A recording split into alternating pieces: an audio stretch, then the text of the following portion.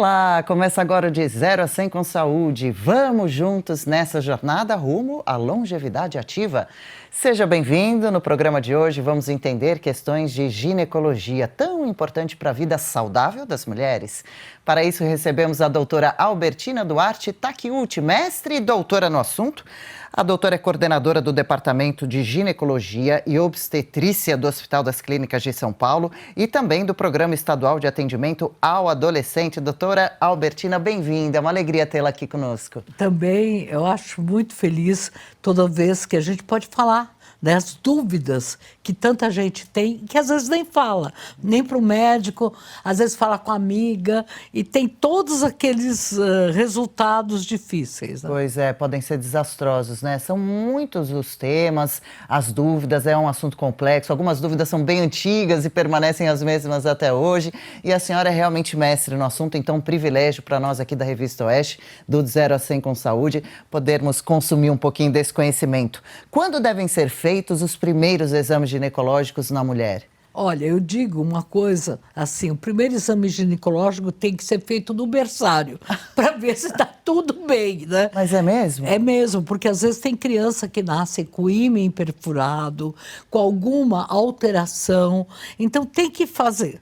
Agora, claro que isso é feito já, no nascimento os pediatras já veem, mas eu sempre acho que a parte ginecológica tem que ser do conhecimento, inclusive do pediatra. Se tem corrimento, não é dizer está normal, vamos tratar. Agora, antes da menstruação, é fundamental que as meninas, as mulheres possam fazer o exame.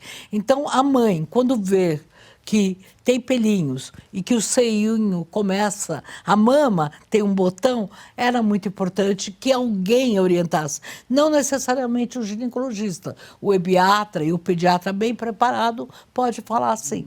E é bom já prestar atenção logo de comecinho, né? Porque, por exemplo, a mama às vezes pode ser desigual, a menina fica nervosa.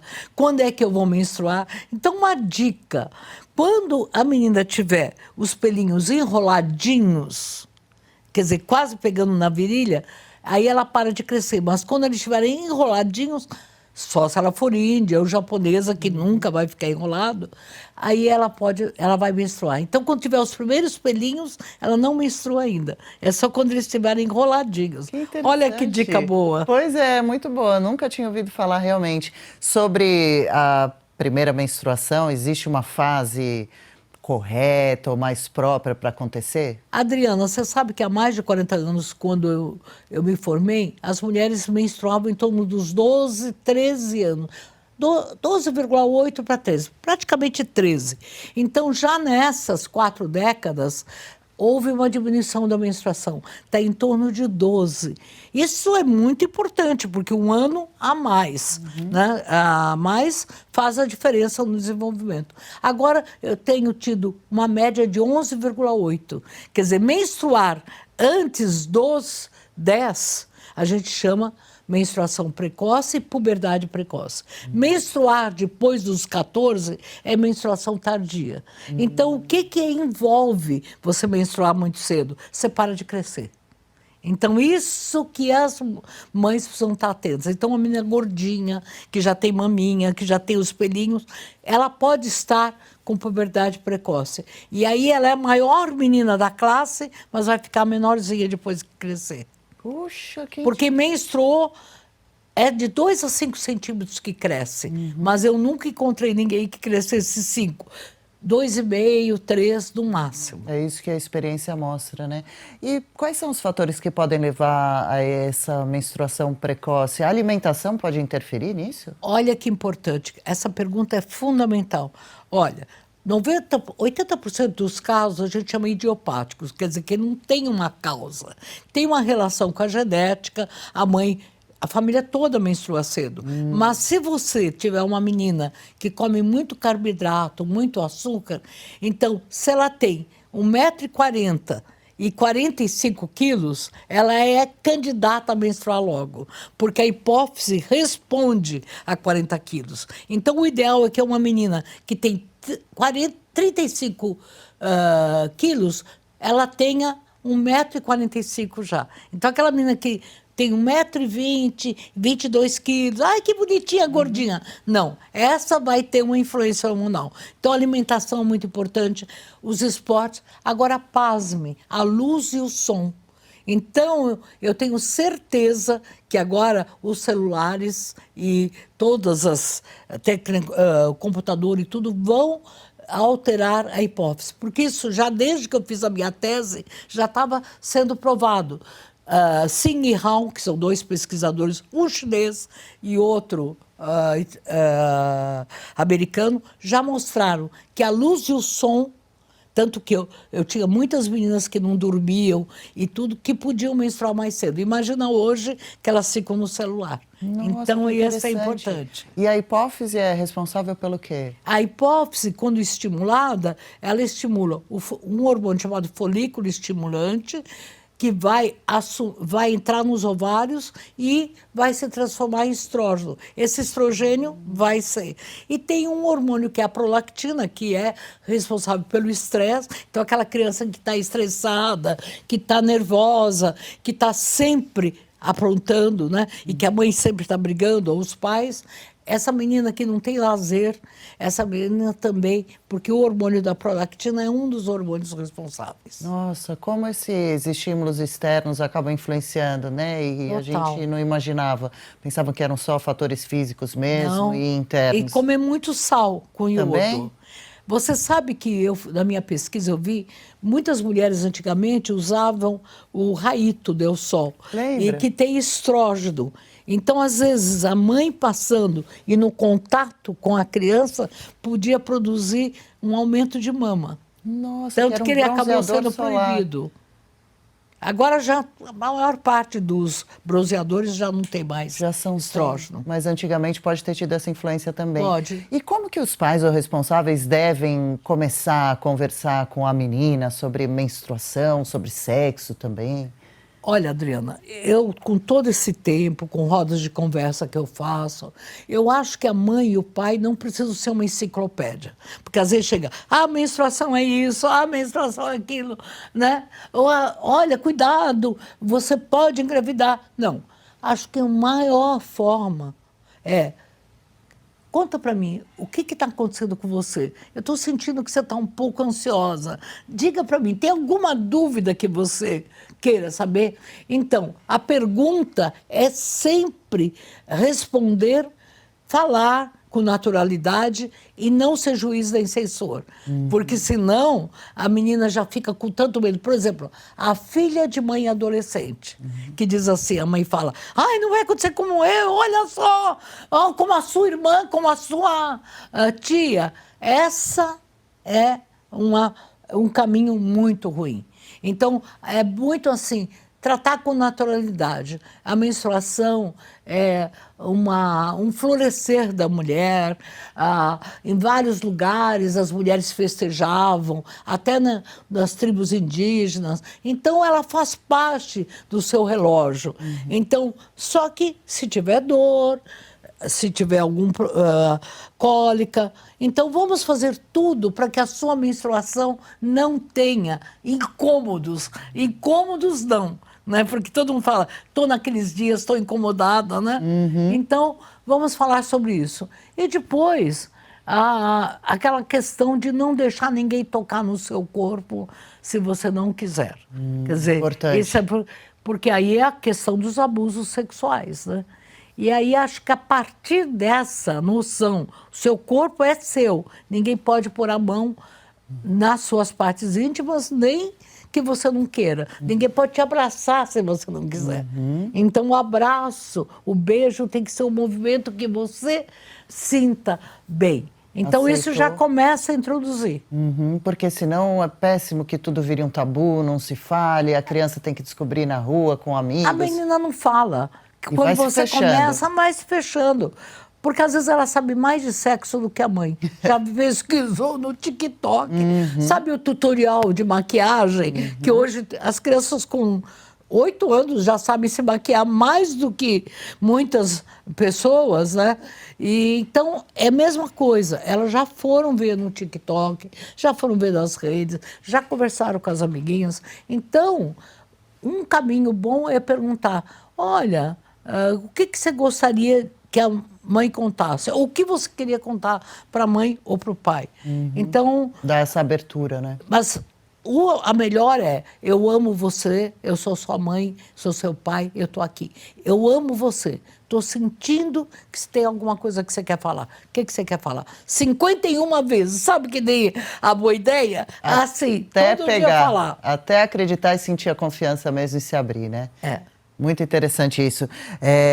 Conversar sobre anticoncepcionais, prevenção de gravidez, qual a forma certa também no Eu diálogo? acho que, de repente, começar a falar, alguma amiga sua, porque sempre adolescente fala para mim, a minha amiga, né? A minha amiga. E nas rodas de conversa que eu faço, eu sempre digo, o que você diria para sua amiga se ela tivesse tido relações? Então, uma das coisas é falar, olha, os anticoncepcionais podem ser usados, cada pessoa tem existem os métodos, talvez eu não saiba explicar para você, mas eu posso levar para uma pessoa que pode.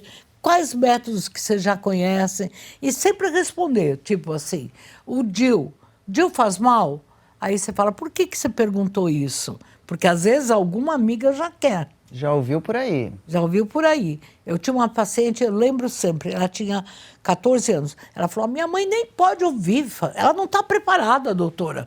Falava assim para mim, ela não está nem preparada. Minha mãe não dá. E com quantos anos eu posso colocar o DIU? Então, ela já queria, já tinha vida sexual e não tinha coragem de falar para a mãe. Então, mãe, fique tranquila que você vai ser sempre a última a saber.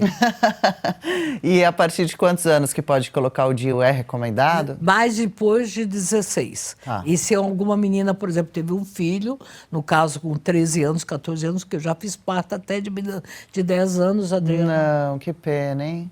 É uma boneca dando a luz. Então, essa menina de 14 anos, ela engravidou. Então, um dos métodos que a gente aconselha é colocar o DIU, porque ela vai engravidar de novo. A imaturidade dela, que a mãe às vezes acha, ai, minha filha engravidou, agora aprendeu. Não Sei. aprende, fica mais fragilizada, com baixa autoestima, é abandonada pelo parceiro, né? Na maior parte das vezes. Então, ela fica muito sensível. E quando começa a namorar, a primeira coisa que o namorado faz é passar a mão na criancinha. Isso é uma conquista. E a criança percebe e fala, ai, vou chamar ele de papai. Aí dançou. Aí é o fim. Então, no Brasil, o que a gente tem é, depois de 2 anos, em torno de 2 anos, 40% volta a engravidar. Então, ó. Olha, estatística, hein? É um verdadeiro drama mesmo. Ainda sobre a menstruação que a gente falava há pouco, doutora, por que tanta cólica em algumas mulheres, na maioria inclusive, e a tal da TPM, hein? Mudou alguma coisa de anos atrás para cá? Mudou, porque imagina, há mais de 40 anos, a TPM era considerada assim, como se fosse um tabu. Ninguém achava. Dizia, as mulheres ficam loucas quando menstruam. Não, hoje cientificamente se sabe que as mulheres ficam alteradas, muitas. Existem mais de 130 sintomas. Então, veja, quais seriam as medidas? Uma semana antes de você pensar que vai menstruar, na verdade, 10 dias depois que você terminou a menstruação, já começar fazer mais exercícios, comer menos sal, mais alimentos diuréticos. Que são alimentos? Alface, salmão, né? Salsão, né? Abobrinha, todas as frutas. Eu sempre digo, o abacaxi deveria ser igual ao Carmen Miranda. As mulheres deviam pôr uma coroa de abacaxi no estômago. Viver com ele. Com ele, porque ele é muito anti-inflamatório e diurético. Então, isso seria uma das razões que as mães podiam falar com os filhos. Olha, você vai ter mais vontade de comer açúcar e chocolate, porque a progesterona chama isso. Mas para você não engordar, para você ficar melhor, vamos fazer uma dieta antes da menstruação. Essa é a primeira. Agora, cólica, pelo amor de Deus, cólica não é normal. Não é normal você ter dor de cabeça, não é normal você ter dor de estômago quando come. Então, a cólica pode ser um movimento involuntário do útero. Então, aí você pode tomar alguns analgésicos. Porém, Se a cólica continuar fortíssima, sabe, menina que desmaia na escola, pode ser endometriose. A endometriose está em torno de 15%. E eu já fiz muitos exames de laparoscopia em adolescente. A endometriose na adolescência hoje é um ponto importante. Muita gente acha que a endometriose é uma doença de mulheres já bem maduras. E até achavam que era quem não teve filhos. Mas eu lembro, hoje já existe isso, eu já falei em alguns congressos sobre endometriose na adolescência. Então, veja, uma menina que está sofrendo, uma ressonância magnética pode ajudar. E um exame de sangue chamado CA-125, que aí todo mundo fala, é um câncer. Não, é um exame que pode detectar endometriose. Mas o exame-chave é fazer uma ressonância, que é melhor do que fazer um ultrassom. Porque o ultrassom deixa dúvidas. Então, se tiver um sinal de endometriose, começa a tratar. O quanto antes, né? O quanto antes. Quantas orientações importantes. Olha, rápida parada por aqui. Na volta a gente continua essa conversa tão significativa sobre ginecologia. É possível viver por mais tempo com qualidade de vida. Até já. A Revista Oeste não utiliza um único centavo de dinheiro público. Nossa independência é garantida por mais de 100 mil assinantes, que sustentam o compromisso da Oeste com a verdade. Só quem é independente pode falar a verdade com coragem. Doa a quem doer. Estamos comprometidos em informar nossos leitores com responsabilidade e credibilidade. Por isso, a sua assinatura é essencial para manter este trabalho. Assine a Oeste hoje. Escolha o melhor plano e assine agora mesmo. Já estamos de volta. Deixa eu dar um recado para você que ainda não é assinante da Revista Oeste. Caso já seja, obrigada por isso, aliás. Se não, junte-se a nós, aos mais de 100 mil assinantes que já fazem parte do nosso time, da nossa história. Além de contribuir para um jornalismo cada vez mais independente, você ainda aproveita as condições especiais de planos em até 10 vezes sem juros. Entre no nosso site, mande mensagem no nosso WhatsApp ou, mais fácil ainda, acesse o QR Code aqui da tela e saiba mais. Você vai gostar muito de todo o conteúdo que vai passar a ter acesso, eu garanto. Hoje recebemos aqui no De 0 a 100 com Saúde, no nosso estúdio, a doutora Albertina Duarte, ginecologista. Doutora, falávamos sobre menstruação, a época da infância. Aí vamos falar um pouquinho sobre infecção vaginal, que acontece muito em todas as fases da vida da mulher. Por quê, hein? É a queixa mais frequente, até na mulher com 80 anos. E tem significados. Por exemplo, de uma criança, essa infecção pode dar infecção urinária. Então, o que acontece? A vagina, ela tem, vamos dizer, um tempero, que pode ser ácido ou básico.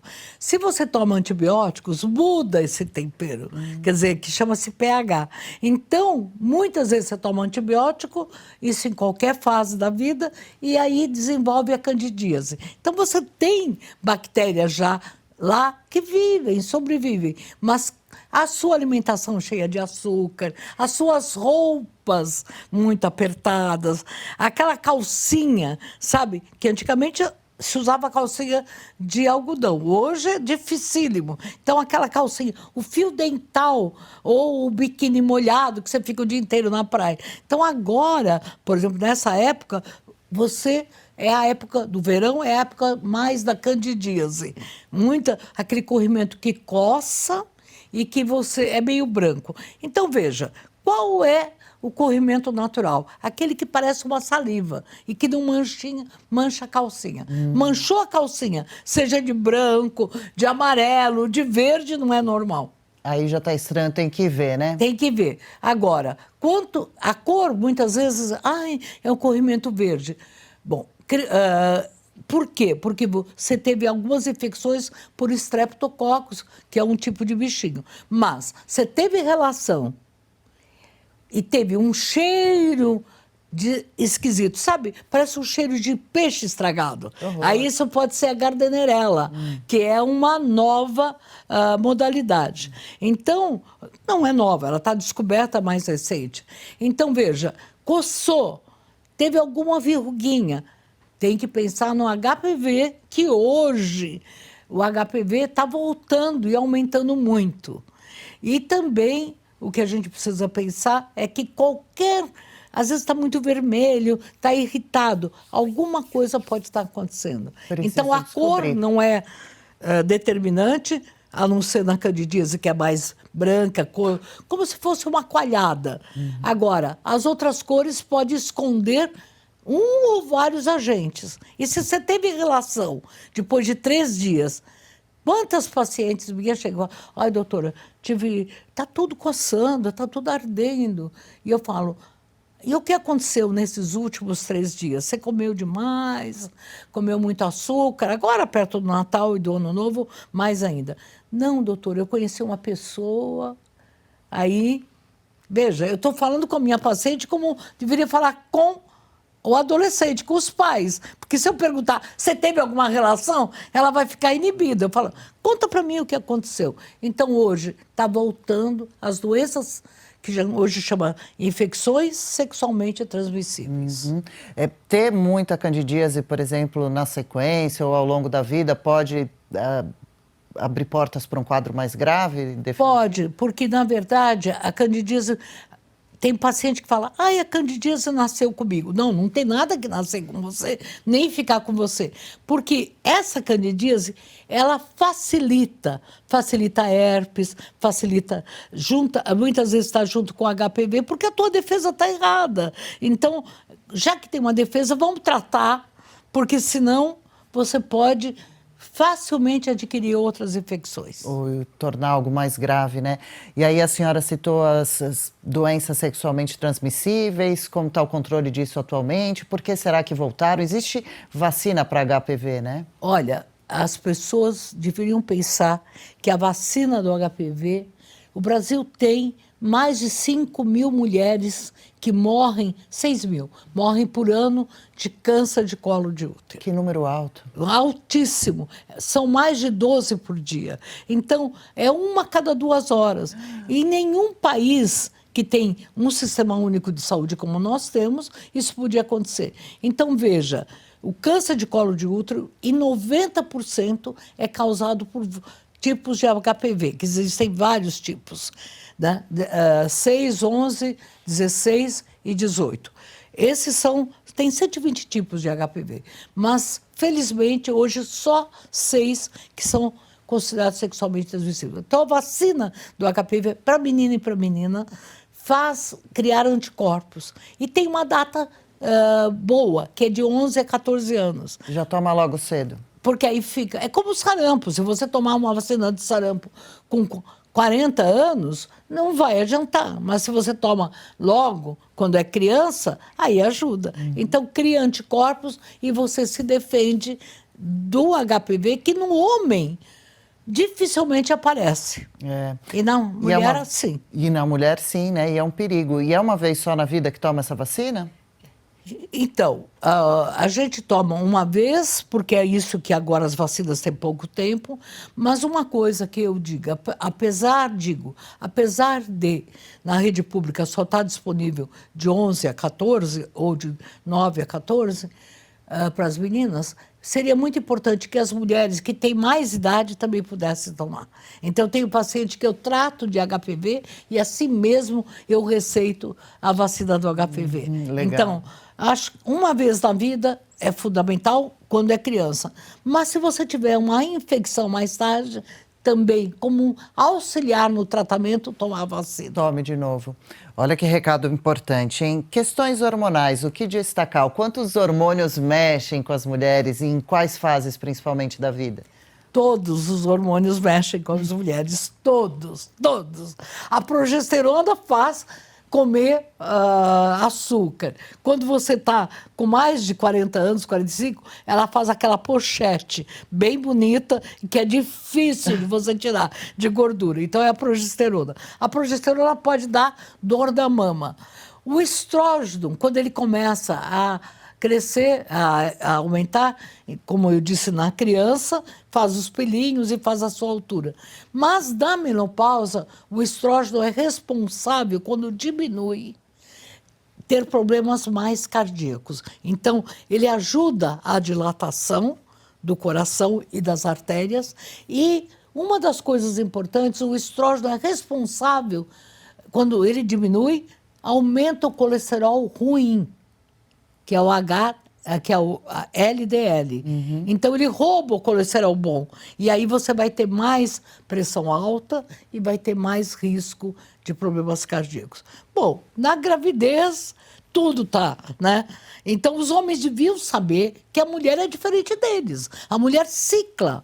Então, ela tem diferentes fases da menstruação e na gravidez e, com certeza, na perimenopausa. Eles não, eles são uma reta.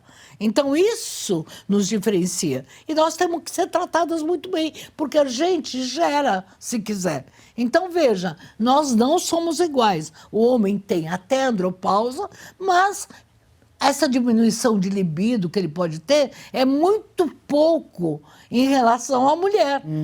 Quer dizer, uma mulher tem duas fases. A fase pós-menstruação, a fase que ovula e a fase pré-menstruação. Essa fase pré-menstruação mexe sim com as mulheres. A menopausa mexe, a gravidez mexe. Então, gente, a gente é um ser diferente.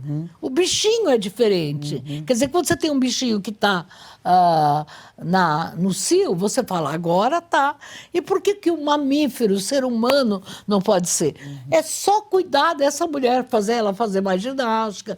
Sabe, o namorado, olha, não come tanto chocolate, olha isso. Quer dizer, ou a grávida, olha, tem o direito. A menopausa, eu estou em outra fase. Não é menopausa, não é menos pausa. Não, é pausa da menstruação. Mas vamos preparar, vamos sair, vamos andar pela rua, vamos viajar, né? Custa tão pouco. Vamos falar, eu te amo. Ah, pois é. É curtir, né, cada fase do jeito que é, né, e tentar, através de orientações e bons médicos como a senhora, fazer com que essas fases sejam menos sofridas possíveis. Não é para ser sofridas. Ao contrário, né, felizes. Eu falei, cólica não é normal. Sofrer na menopausa pode ser tratado. Então, você imagina, se um homem tem um aperto no coração, vai logo para o cardiologista. Por que a mulher tem que se acostumar sempre? Agora, que bom que hoje as artistas estão falando da menopausa, a cólica já ficou desmistificada, porque as mães falavam, todo mundo tem cólica, é normal. Não, todo mundo não tem que ter nada com os hormônios. Nós temos hoje recursos para melhorar.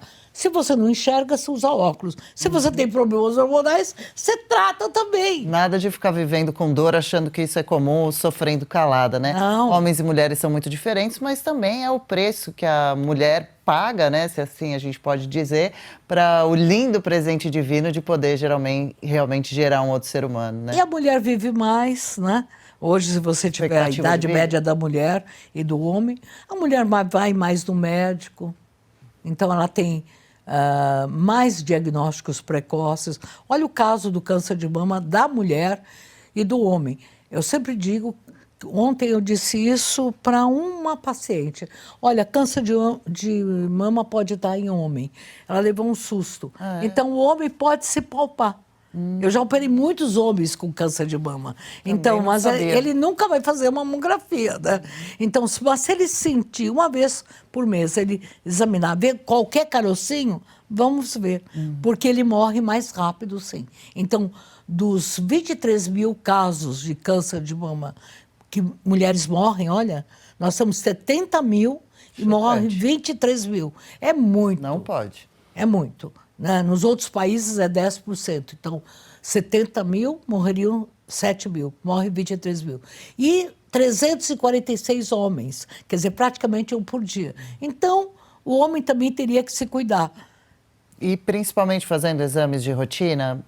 Eu acho que ele se examinar e se viu algum carocinho, aí... Procurar uma Agora... O câncer de próstata, ele não gosta nem de ser tocado, né? Quer dizer, a mulher faz exame, toque, usa espectro. Tudo. E o homem não quer passar por esse exame que pode salvar a vida dele, né? Não quer nem fazer exame de sangue, né? Ainda, né, o homem tem mais medo ou evita médico, né? Por que, então, vamos entrar no tema do câncer de mama? Por que as mulheres no Brasil morrem tanto ainda dessa doença? Qual deve ser a rotina dos exames preventivos? Ai, Adriana, que pergunta importante. Olha, o diagnóstico é tardio. Então, o fato de morrerem 1/3 das mulheres que têm câncer morrerem é porque o diagnóstico é tardio. Se o diagnóstico é tardio, o tratamento é muito mais agressivo e os resultados menores. Então, hoje já existe uma lei. Você faz o diagnóstico de câncer de mama, em 60 dias você precisa ter consulta e iniciar o seu tratamento. Então, se você tem um pequeno nódulo, mas demora, né, para ser tratada, bom, então uma coisa fundamental é a mamografia. E a mamografia tem que ser interpretada. Ela pode ser que poucas mulheres têm, a não ser aquelas mulheres muito magras, ou as orientais. 2 é o comum. Agora, deu 3, alerta. Deu 4, você vai ontem no médico. Deu 4 hoje, amanhã você já marca para ir. Então, e se deu 5, chama-se BIRADS. RADS é de radiação. E B é de mama em inglês. Então, 1, 2, 3, 4, 5. Agora, quem tem 2 pode ficar muito tranquila. Em vários países, se faz cada 3 anos. Eu ainda acho que tem que fazer anualmente a mamografia. Todos os anos, né? A briga é quando fazer. Como o câncer de mama está aumentando em mulheres com 35, 36 anos e menos de 40, então, embora a lei seja 50 anos, as sociedades médicas estão recomendando 40 e eu recomendo 35. Pronto, então vamos nessa recomendação da senhora. E existem fatores que podem induzir a mulher a ter o câncer de mama? O estresse pode contar, por exemplo? Ai, que pergunta ótima. Eu acho que não existe entrevista boa, existem perguntas ótimas, que bom, né? Que bom. Então, veja, o estresse está relacionado. A medicina chinesa diz que o estresse, a mama do lado esquerdo, é porque seria o estresse mais. Então, veja, a gente não sabe ainda como o estresse está associado, quanto por cento, mas a gente sabe que obesidade é 40%, 20%, sedentarismo 40%. Então, se a mulher fica estressada, ela não tem vontade de fazer nada. Olha, e o alcoolismo e o tabagismo é menos. Então, olha que absurdo. A gente pensa, bebeu e fumou. Não, 10% de bebida, 10% de fumar. Porém, 40% de não fazer nenhum exercício. E o estresse, ainda nós estamos discutindo se seria mais de 20%. Mas sinal amarelo aceso também. Sinal amarelo. Quantas orientações, hein? Muito boas. Vamos anotando por aí. Mais uma paradinha, já já a gente segue entendendo juntos como cuidar da parte ginecológica da menina, da mulher.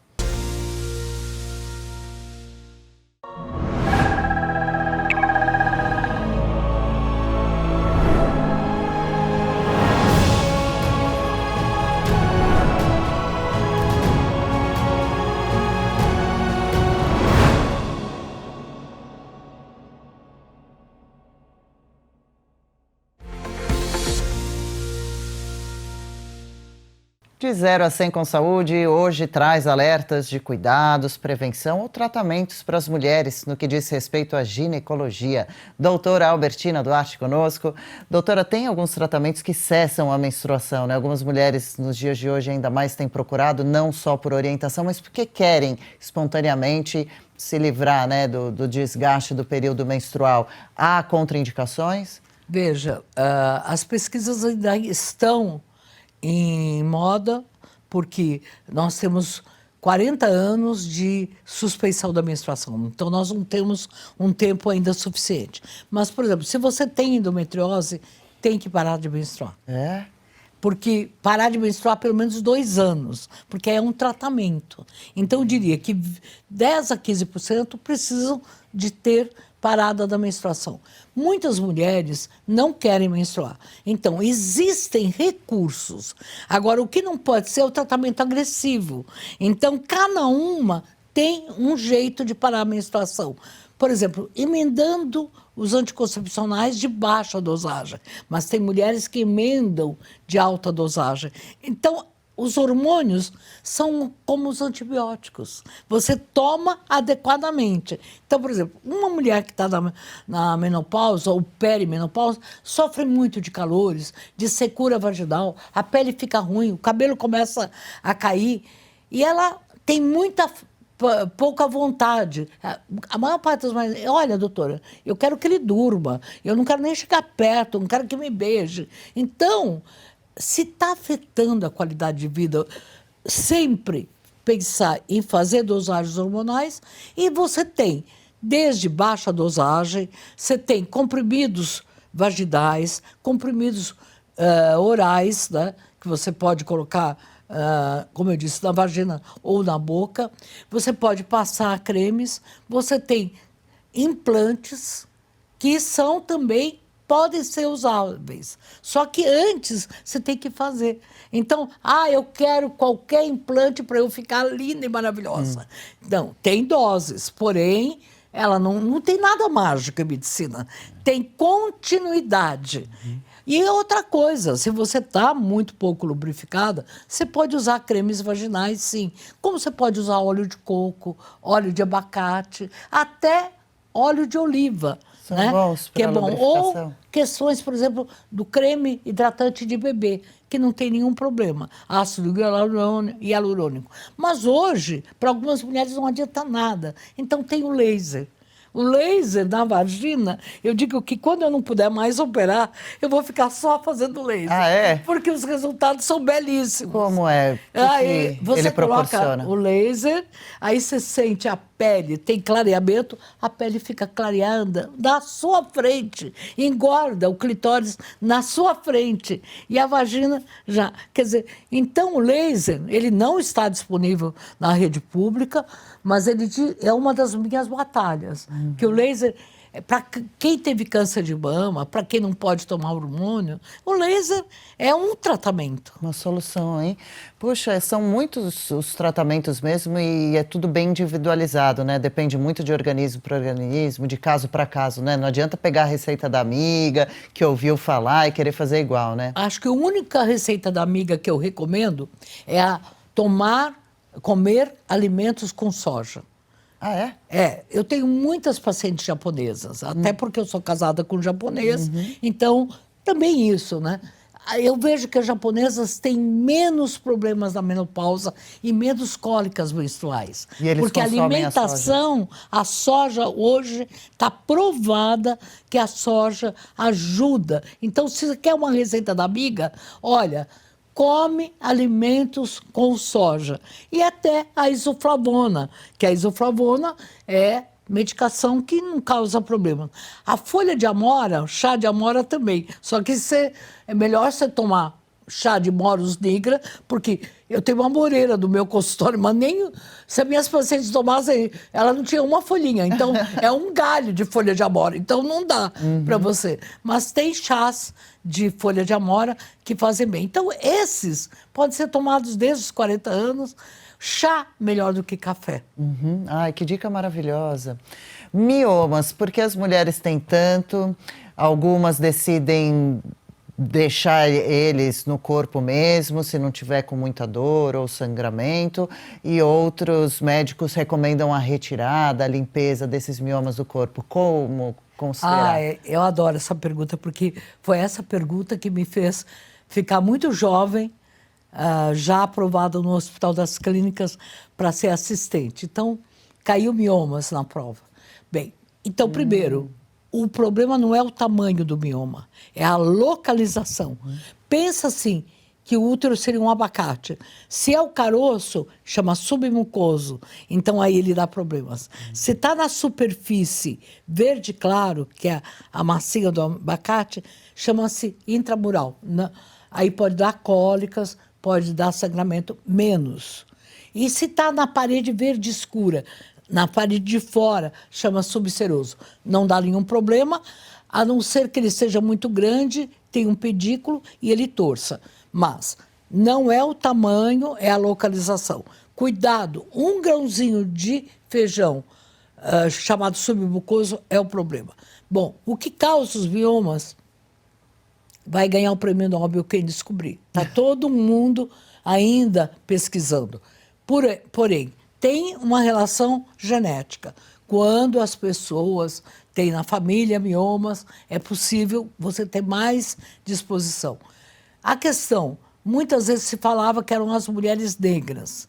Hoje eu digo, é sim, a raça pode ter influência. Porém, eu que trabalho com as diversas raças, no meu consultório do Hospital das Clínicas, eu posso dizer que eu tenho muitas mulheres brancas, sim, com miomas. O que acontece é que, pelo acesso, há uma diferença de pesquisa, de diagnóstico. Então, infelizmente, as mulheres mais pobres demoram a ser medicadas e a ser tratadas. Então, digo, mioma, qual é a conduta?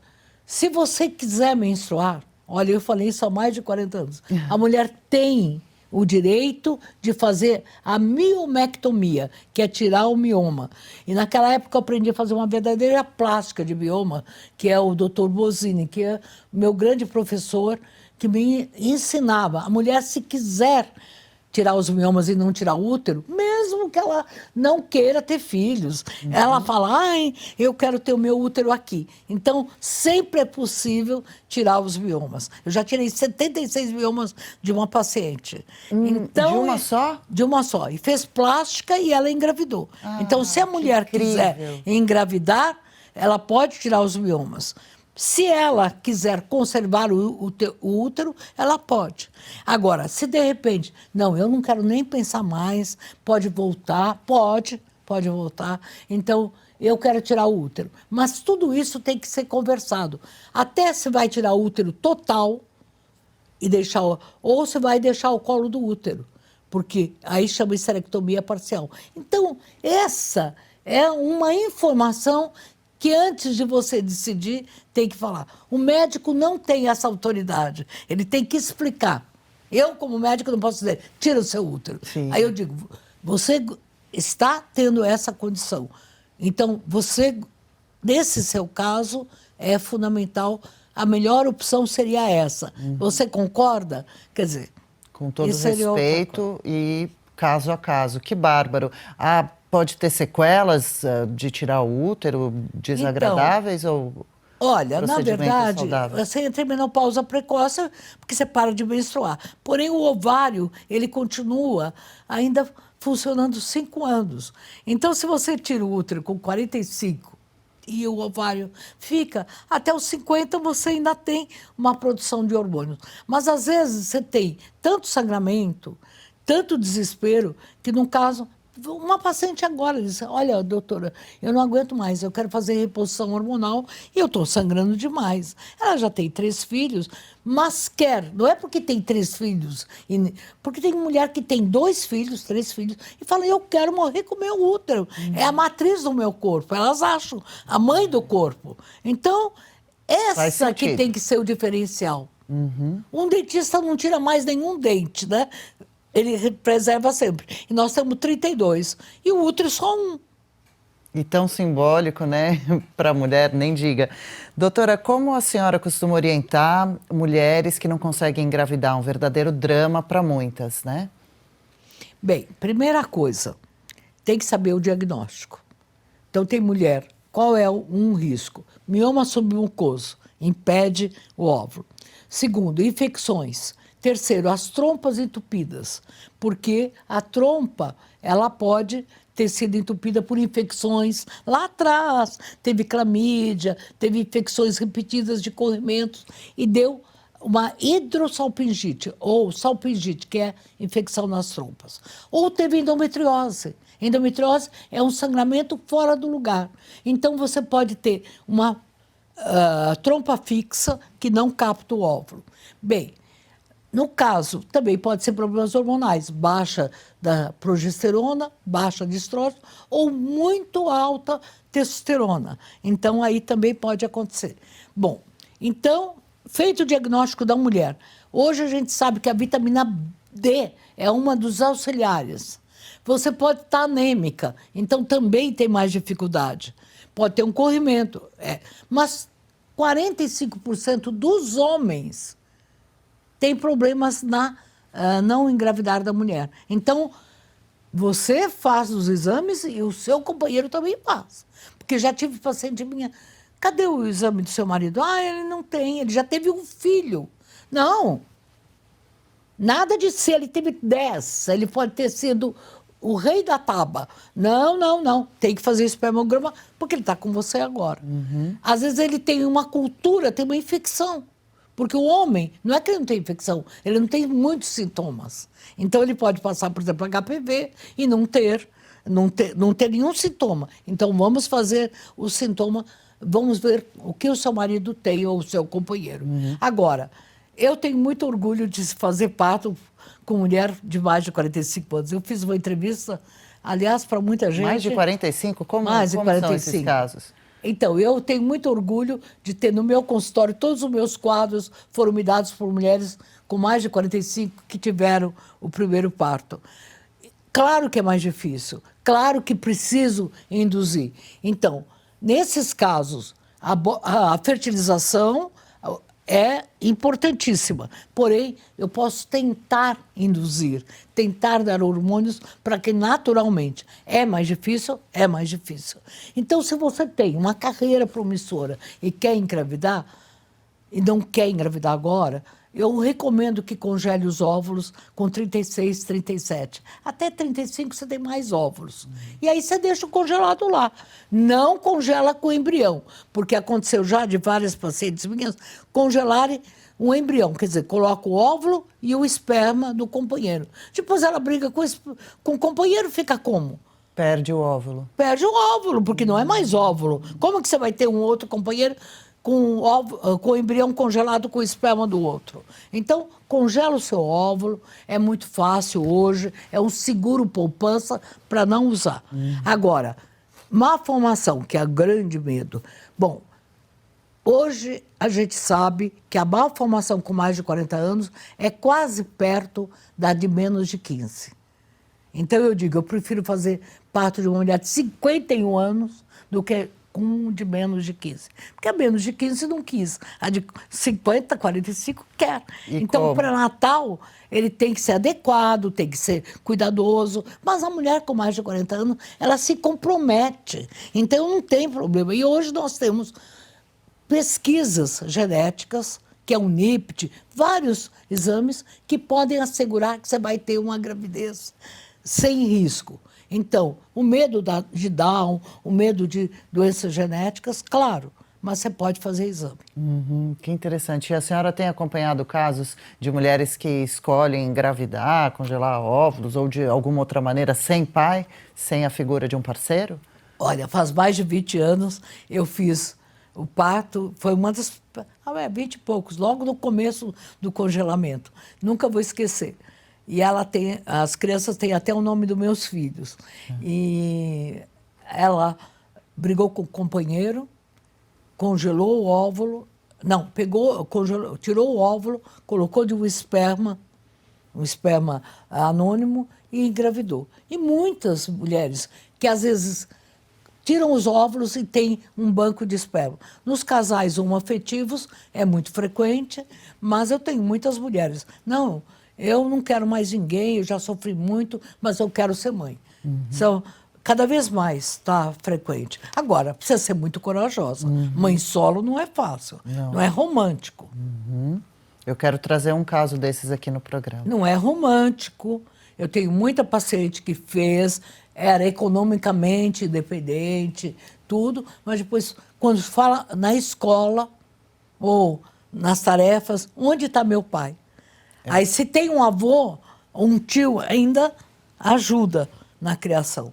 Mas a pessoa precisa estar muito preparada. Eu defendo o direito dessa mulher que quer ser mãe solo. Claro. Mas não é fácil, não é romântico. Veja bem as condições, né? Para a gente encerrar, doutora, sexo na terceira idade é saudável, deve acontecer?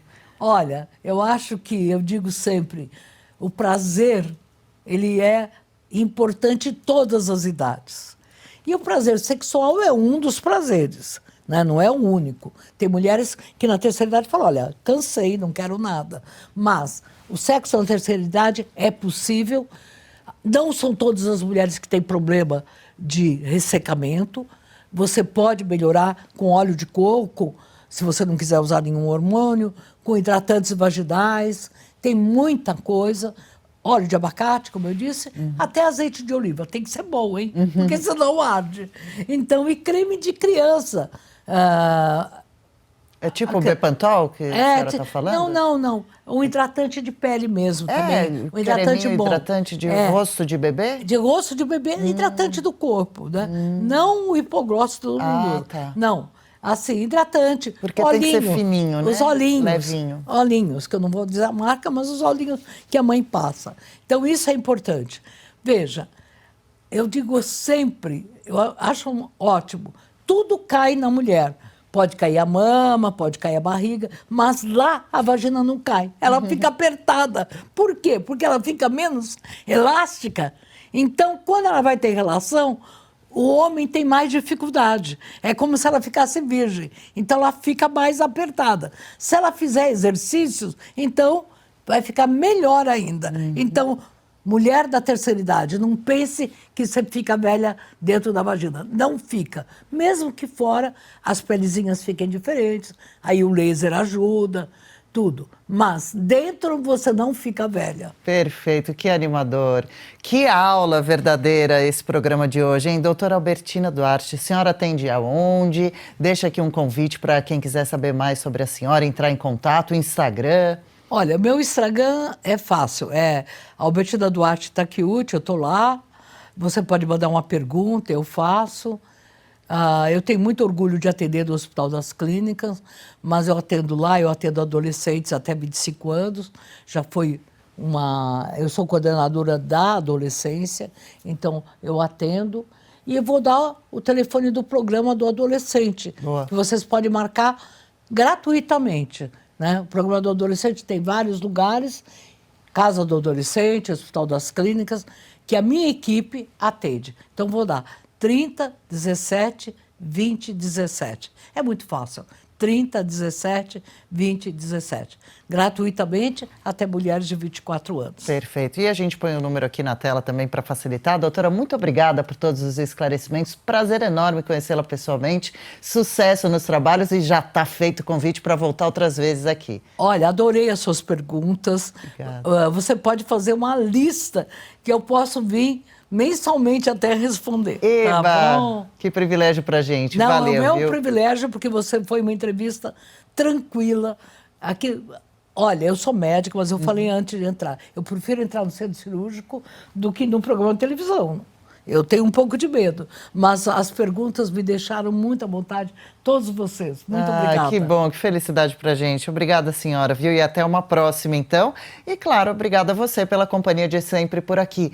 Deixe comentários, siga a gente nas redes sociais e nosso canal no YouTube, o Revista Oeste. Lá você encontra todo o arquivo de programas que já foram pro ar, tem muito tema bacana. Nunca é tarde para começar a se cuidar. Claro, quanto antes, melhor. E lembre-se, você não está sozinho. Vamos juntos nessa jornada.